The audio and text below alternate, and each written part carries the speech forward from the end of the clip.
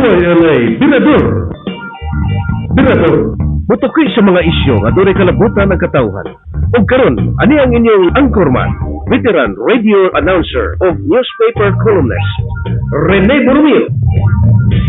Mga higala, may gabi sa itong mga tigpaminaw sa Radio DYLA o ingon man sa itong mga nagtanaw sa live streaming na to nga Kuya Rainbow TV o sa itong DYLA official live streaming page, ang DYLA 909. Karong gabi na mga higala, ato doon na tayo bisita nga atong pakiginabian. Muna hinungdan nga dili ko maka-entertain sa inyo nga mga kuan ha, kana ba mga text messages tungod kay igamit na to sa camera ang atong kahimanan mga higala. Mga higala, kini bang natanaw mo gud ako kagahapon dinhi si Presidente Bongbong Marcos sa Cebu.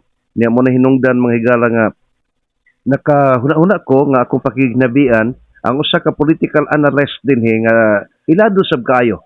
Anak ni kanhi Gobernador Rene Espina, Sir Eric Espina, political analyst ni gani na connected ni sa Malacañang niadto nga panahon ni Vice President Salvador Doy Laurel, no, nahimo siya nga political officer. Niya mo na hinungdan mga higala nga kining nagkatan-aw ko may gining sigutan ang kabahin ning impeachment ni Vice President Sara Duterte nga against nini si Presidente Bongbong Marcos ug ang uban pa nga mga isyu mga higala. Ato ni nga isgutan uban sa atong guest karong gabi na. Niya every now and then do na nagitay guest din nga atong pakiginabian diri sa atong tulumanon para fruitful kaayo ba na mapasabot gyud nato ni kamo sab nga mamati makasabot gyud ug unsay lingtunganay sa usa ka isyu, no mga higala. Bueno, kinang ayaw kalimot ha, kining atong tulumanon Birador gipadayuhan ta sa Cebu Market Vendors Cooperative sa G Hydro Bioenergy Corporation, Alin Cargo Express Worldwide o ingon man sa MCWD. Bueno mga higala, atong abi-abiho na ang atong bisita, way lain kundili si Sir Eric Espina. The former councilor ni siya sa Cebu City mga higala ha. Cebu City Councilor ni anak ni kanhi Gobernador Rene Espina mga higala. Okay? Niya kining doon na patay uban nga isyu nga atong i-take up uban kaniya gawas ni pag-anhip kagahapon ni Presidente Bongbong Marcos. Okay, diyan ang atong bisita mga higala. Good evening, Sir Eric Espina. May gabi, Juan, Renbor. Basta, din alam ko may Rene, kay mahinumdum ko sa kong papa. Bitaw. Okay. Kuyo, kaya ng mga ngalal nga Rene. Kining kuan mga higala, ako ginigituyo nga atong pakiginabian si Sir Eric Espina diri sa atong tulumanon kay kuan siya, may siya political analyst, may kani siya mo pasabot sa mga isyu. Kining ang number one atong isgutan ron, kining atong mo focus ta sa kining administrasyon ni Presidente Bongbong Marcos. Tungod kay nakita mo gud nato ron nga ang isyu ron murag dunay kuan ba kanang isyu may tungod nila ni Vice President Sara Duterte. Si Sara gusto nga ipa-impeach, impeachment, ipatangtang siya sa katungdanan, tulo ka mga impeachment complaints mga higalang na naaron na sa Congress. Pero kining impeachment complaint nga magpatangtang ni Vice President Sara Duterte against nini si Presidente Bongbong. Wa siya tinguha nga mapadayon pero di nato mapugnan lagi kay naamay ang Congress mahigala daghan nga mga kongresista mo almost 300 niya lain-lain sila mga baruganan. Pangutanaw na to si Sir Eric, unsa may sir pananglitan, unsa may disadvantage or advantage nga kung panalitan ang impeachment saka gyud sa Congress ngadto sa Senate og matangtang si Sara, unsa may disadvantages niya na ug nganong gisupak mo na ni Presidente Bongbong?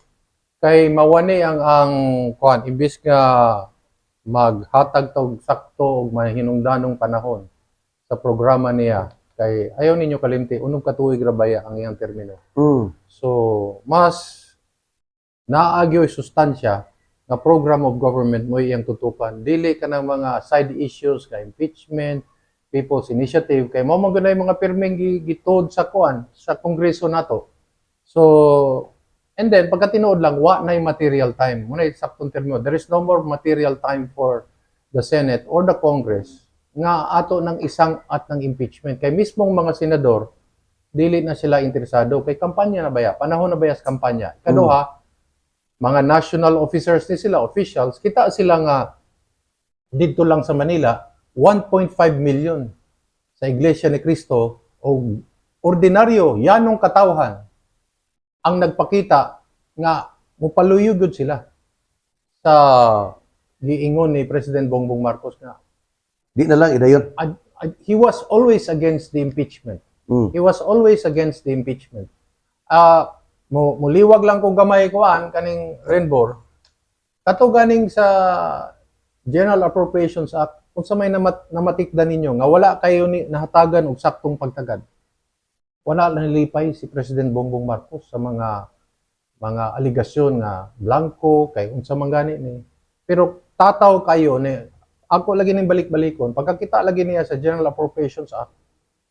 Ingon siya nga di naman ni mao, lahi naman ni siya dagway.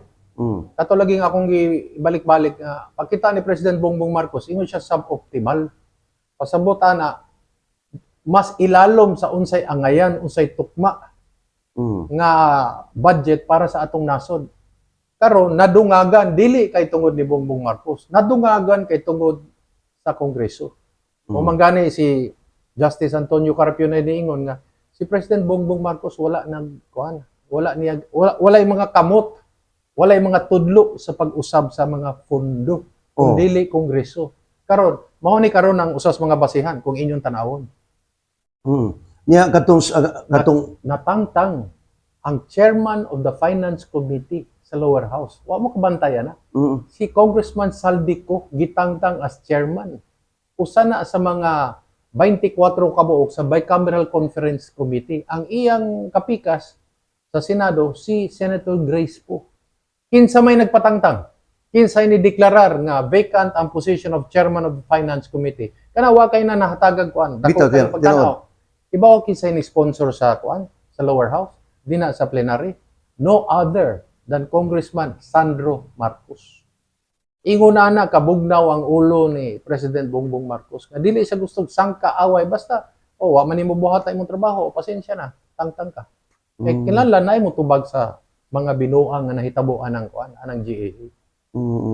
Pero kanang murag na bantayan god nga do na mo goy mga kuan ba kanabang gimmick no nga ingon dayon nga doon ay mga blanco diya sa General Appropriations Act pero si Presidente Bongbong miingon gid nga iyag yung gitan-aw og sa iya mga staff nga sa more than 4,000 pages. Yes. Klaro gid diha nga kanabang filled up gyud kay ang accusation nga gibakantihan kay aron maka-insert og cost o amount ang administration. Dili administrasyon, ang Kongreso. Ang Kongreso. Ang Kongreso may nagpasulod ang mga kwartahan na. Paghuman, ang kontrobersiya, Renbor, mao ni siya. Nga katong, depende magod kung unsang copy ang imong gikuptan. Ang final GAA, walay blanco. Pero katong mga nakuha nga mga papeles na ay mga blanco, karon ang kontrobersiya, mao ni siya. Ngano dili man ang mga congressman o ang mga senador mo'y nag-finalize sa mga costings kung pila ang angay ihatag sa kada department. Ang naghuman kay ang mga tao naman sa congressman ug mga senador mao na ang kontrobersiya nga ang angayan nga mobutang ang mga presyuha o hinani ang balor ihatag nato sa Department of X, Department of B, Department of C ang mga senador ug congressman pero ang nahitabo kay ang staff na may nagbutang Dili mga elected. dili mga elected mo na dinha ang kontrobersiya karon nay uban nakakuha sa kopya ila dayong gipabuto nga oy mga blanco tinuod din hay mga blanco pero wala pa kaabot sa Malacañang. Ang proper gid diha like diri sa ato sa local government sa city council ang mga councilors mo ay mohimo pagtuon sa budget nga i-submit sa executive department mahimo niya usbon niya kay after mapatawag ang mga department head. Example sa national government DPWH ilang ipatawag pagkutan og pila gyud budget ang Department of Health military DND mao na pamaagi yun. Mao na siya kay kuan mo gud na magsugod magud sa National Expenditure Program na siya. Gi-submit na ni President Bongbong didto sa lower house ug sa Senado. Sila mo'y mobuhat anang gitawag og GAB. General Appropriations Bill pa na siya, hindi pa man ako. Di pa man na, O pag human, magtandi sila, unsay sa Senado, unsay sa Kongreso, pag human mo na ng BICAM Conference Committee. Composed of senators. 24 na, 12-12 na sila. 12. O karon mo na karon ng problema. Magpakuha sila TV, camera nga nagtapok ang 24. Pag wa na gani media, Biyan. moingon dayon ang mga senador, congressman, ibigay na lang natin ito sa technical working group. Kanang technical working group, wala kabalong kadaghanan, duha ra na katawo. Renbor, duha ra na katawo sa kasenador o sa ka-congressman. Ang magsabot-sabot ana, usahay pa gani kung medyo gabi na o kapoy na, ihatag sa staff. Staff na lang. Ang staff na lay mubuhat ana, dinha na ta mayawa. Mo na tinud ang tibok budget sa Pilipinas, duha ra katawo. Pagkahuman kung kapuyan ihatag sa staff. Mo na nang naay mga blanco. So muna, kung imong tanawon kung kinsay mga nipirma sa marginal page sa kada kanang sa 3,000 pages or 4,000 pages, 4,000 pesos. lain-lain nay ubang pirma kumpleto, nay ubang pirma dili kumpleto. Kay ngano, duha magug kabuok ang copies nga gipakita katong enrolled bill ug katong final ug katong giawayan pa. Kasi purpose na nila. Nga Dunay ingon naingon ni ana ba nga dili uniform ang documents. kay depende magud kung 24 baya kabuok na silang members. Pag human ang uban na ana baya nay mga kailang nga mga pwedeng ihatag panlitan kang kuan kang Sa budget, ungab. sa particular Panlitan ako na department. ako'y kopya. Dili kumpleto blanco. Makahuna-huna ako matay di man mao akong hatagag kopya si Congressman Ungab. Mo na nang ipabuto ni Congressman Ungab, pero is this the final enrolled kuan bill? No, it is not. Ang problema gyud ana kuan Renbor, tanawon ginato ng kuan kanang bicameral conference committee. Kay ngano, angay kabalo ba ka Renbor nga sa gobyerno, di ba? Namantay minutes of the meeting. Kada meeting, di ba? Renbor kanang bicam wala na ikuha na siya kuan. Wala minutes. Wala minutes. Sa Wala proceedings. official minutes, wala official proceedings. So muna wag yung kabalo ang katawhan, muna angay usanas mga atong hangyon nga from now on kanang bicam na ginanay official minutes para kabaluta kung unsay mga lihok. Ikaduha, kanang technical working group mutabang lang na sila. Ang angay mo puno o muhuman sa enrolled bill should be the senators and congressmen. Mo gina. Munay haom, munay tukma, munay sakto. Kini conflict nila ni kuan Bongbong og ni former President Rodrigo Duterte. Niya mo man usa nga si Digong iyang gihinganlan og bangag si Presidente Bongbong, meaning kuan ba kanang involved drug user o drug user. Unya kining si Bongbong murag wa lang gyapon ba, murag nagpakahilom lang. Wa niya hatagi ni gibugaton. Usa ni sa nakaingon nga dunay conflict nila ni Vice President Sara Duterte. Pero bisan pa niya na murag laban gihapon si President Bongbong ni Sara nga dili niya ipa-impeach, no? Nga murag kay lagi ang mga once nga dunay impeachment proceedings, mga congressman, mga senador apektado ang ilang lihok. Nindot kayo nga lakang ni Presidente Bongbong Marcos. Karon dunay murag panawagan si Digong ngadto sa military. Murag masabot na to, wa magid noon siya gyud literal nga mingon nga mohimo tag kudita, pero unsa may tan-aw nimo, do na ba kay possibility nga ang military ma-convince ni Digong niya mo kudita against ni Bongbong? Ang ako lang yun din, no? Muna yun na akong kamo na lang mo basa, no, sa akong mga pinulungan. Pagka tinuod lang, no, kung ato yun yung subayon, wala man untay bikil sila ni President Rodrigo Duterte o si President Bongbong Marcos o si Koan o si Vice President Sara Duterte. Pero, mao lagi ng puntuha. Kani, upat ni kabuok akong gisuwat, Renbor. Una, katong constitutional amendment, supak si Bongbong Marcos. Kinsa may nagsuhong anang People's Initiative. Congress, di ba? Oh. Kaduha, Sila Martin. kanang constitutional amendment, kontra siya, di ba? Pagkahuman, Against Bongbong. nahimong People's Initiative, kontra gihapon, si Bongbong Marcos ana, kinsa may nagsuspi, di ba? Di lang nato, ganlan kay, Congress. ang Congress, di man na usara katawo. Ikatulo, katong sa GAA, kinsa may nakapagan adto. Di ba, ang mga Congress na po'y nagdungag sa kwarta, kay pagkatinood lang, Renbor, sa atong Batakang Balaod, Article 6, ha, ibutang din ha, nga all appropriations, tariff, increase in local loans, bills of local application, private bills, manukad yun na sa lower house. Dili na siya sa Senado. Dili. So pasabutan na, ambuthan na ang Kongreso, the lower house. So ang GAA, Kongreso po'y problema. Kongreso po. Karon sa ICC, Renbor, kung sa may giyon ni Bongbong Marcos sa una, wala na ta sa kanang human rights. Ning gawas na ta na. Kinsa na mo po'y nagsugod o kuan, duslit sa kalayo para na ibikil. Di ba Kongreso na po? Di ba lower house? Di ba ang Senado po ni apil? So sa upat ka mga nahitabo, supak si Bongbong Marcos pero gobyerno magud ni. Dili man ni diktador. So lahi ang giingon ni President Bongbong Marcos, lahi ang gibuhat Lahi, sa Kongreso. niya demokrasi ta. Demokrasya na siya. Ayaw ninyo kalimti nga dili ni drama-drama kabayan sa ICC. Kibaw kang ano rin, Bor? Kay kung panlitan lang, ipadayon sa Kongreso, ang panlitan pagdakop ng President Rodrigo Duterte sa Interpol. Kasabot si President Bongbong Marcos nga mahitabo gani ni after 2028 kanang naglusad o ning lungsad anang human rights abuses ang mga Makabayan Black mo po na buhaton anang Makabayan Black kontra sa Marcos administration, di ba? Kay sila may nangulog gid ana. Una di nato kalimtan katong sa State of the Union address ni o State of the Nation address ni Bongbong 2022 pagdaog nila, isa may nagdemonstration din na sa atubangan sa mga militante. Ang mga militante.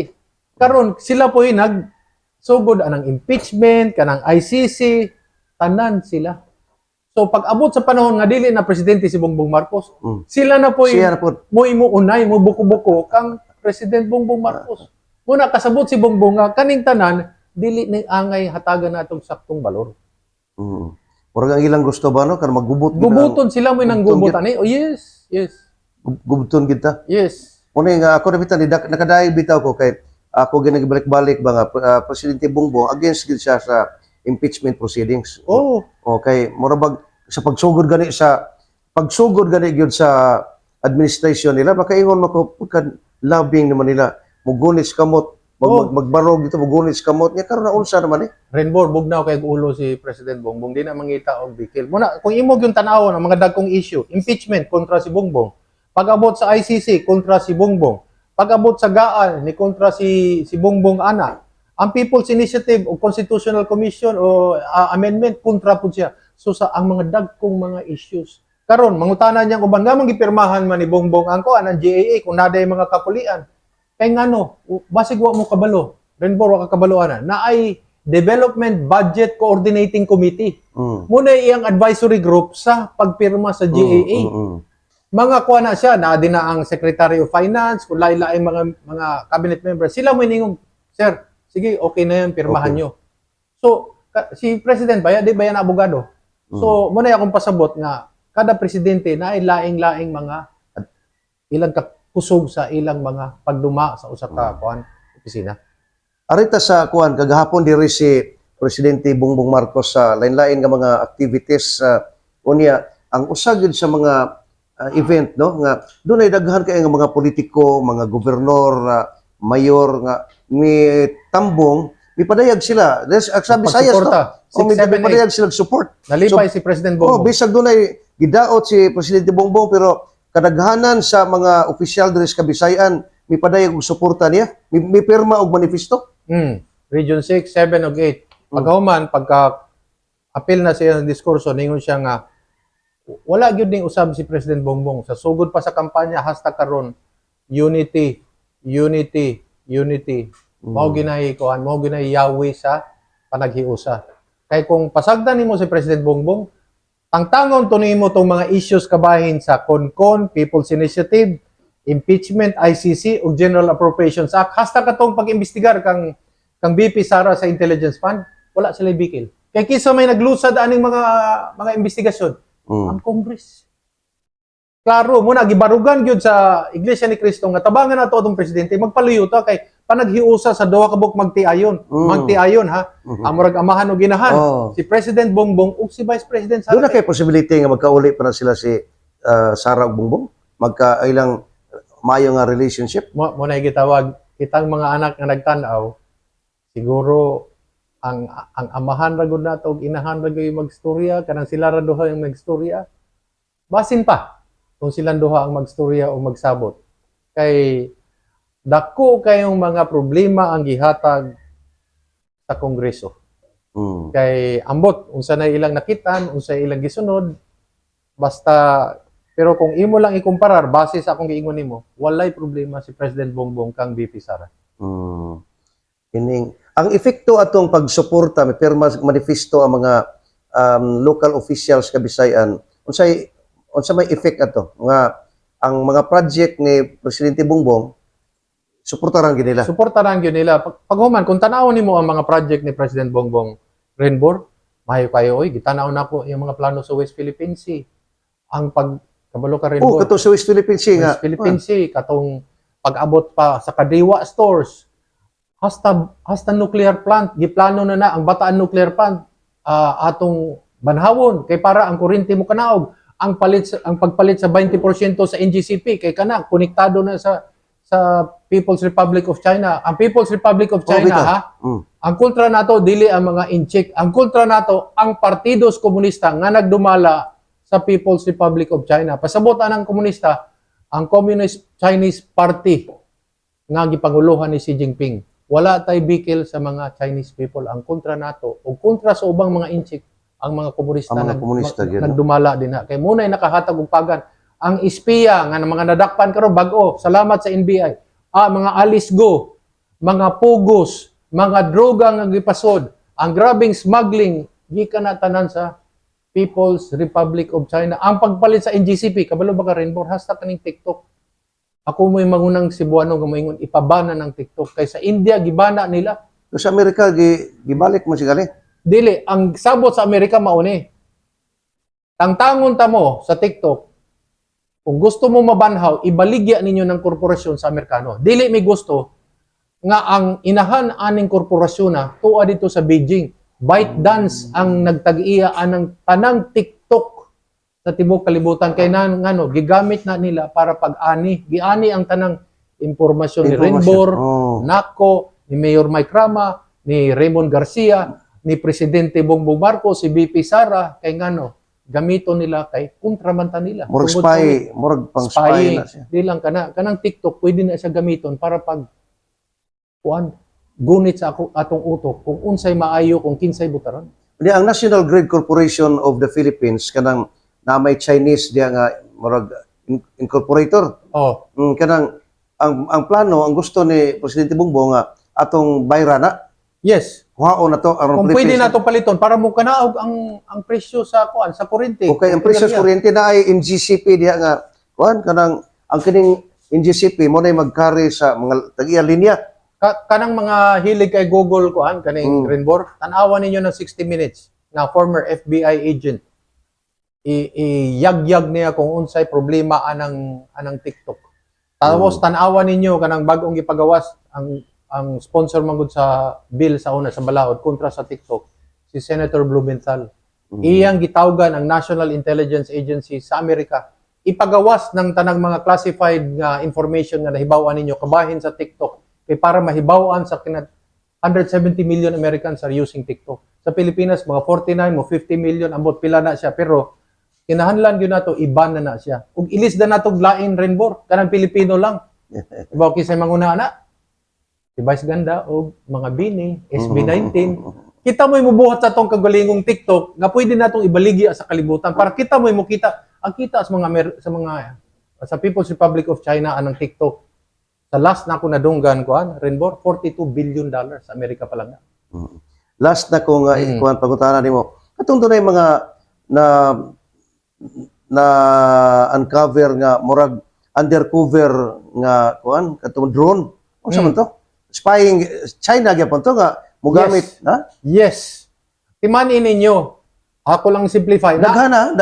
Lima kabok na dakpan. Kay ngano, ang gigamit sa kuan, People's Republic of China, kay gusto tang buhatong probinsya sa ilang kuan, sa ilang kabuang, Kita. o kita, una, muna gitawag hard power. Kanang hard power, military na, makita nimo sa West Philippines. pero ang atong kuyawan kanang gitawag og soft power. Unsa man ang soft power? NGCP, TikTok, hasta dito kinahanglan imbestigahan na kung kinsa gyud tinuod tagiyaan na ang mga espiya, ang mga alisgo. Pila ka buok ang nakasud dinis Pilipinas nga piki nga di gyud tinuod Pilipino. Pila ka buok nila ang naminyo og Pilipino gigamit ang mga Pilipina para mahimong Filipino citizen. Daghang ganyan. Sus, pila ka buok military sa People's Liberation Army ania sa Pilipinas karon nga nagpaarong ingnon lang nga kintahay kuan sila, turista sila. Pila ang overstaying. Daghan kayong hisgutan ni kay ngano ni ana sila sa atong tungod. Una, giawhag nako ang tanang Pilipino. Magduda gani mo kana makita ninyo, i-report ninyo dayon sa NBI. Dito. Una siya. Doon na to PLA, People's Liberation Army nga na dakpan dito sa ato. Mauna siya. Tapos multidimensional ang gigamit sa People's Republic of China para pagpahugno sa atong republika. Kanang di nato makitaan, di na sila maayo kayo. Labi na kanang mga hisgot kabahin sa unsay angayan, unsay di angayan. Bueno, may gala, naminaw mo sa atong tulumanon Birador. Ayaw mo kalimot ha nga. Kining atong tulumanon Birador, gisuportaran ta sa atong mga sponsors, ang GE Hydro and Bioenergy Corporation, ang MCWD, ang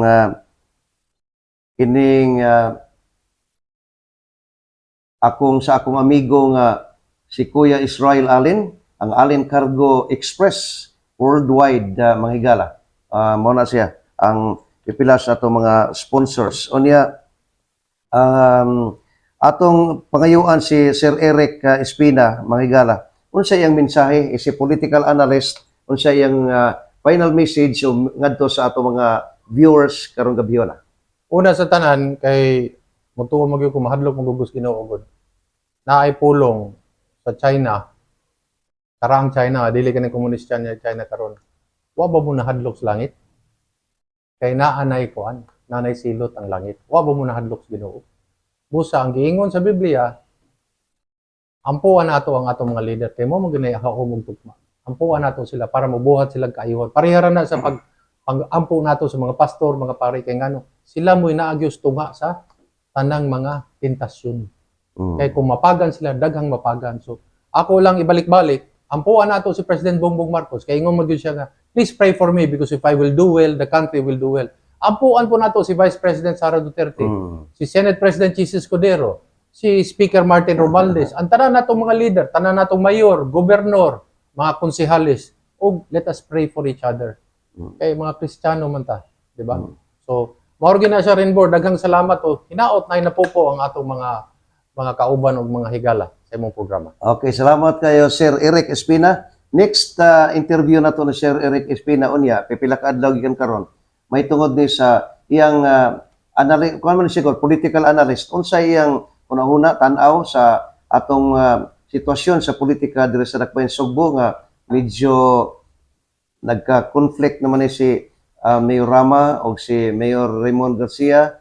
Mo usag ng tan-awon na to niya. Isgutan na to na kay kuan man siya maay kay siya mo tan-aw mo mubasa og unsay sitwasyon sa politika, no? Anya si Franklin Ong diri man ni sa kuan mahigala ni balik na kauban na ni Mayor Rama diri sa Congress. Mo na siya daghang kitag mga isgutan diri sa ato. Dalos mahigala kuana karon murag nagkaana ay na ba nga nindot kay isgutan pero wa man tay time.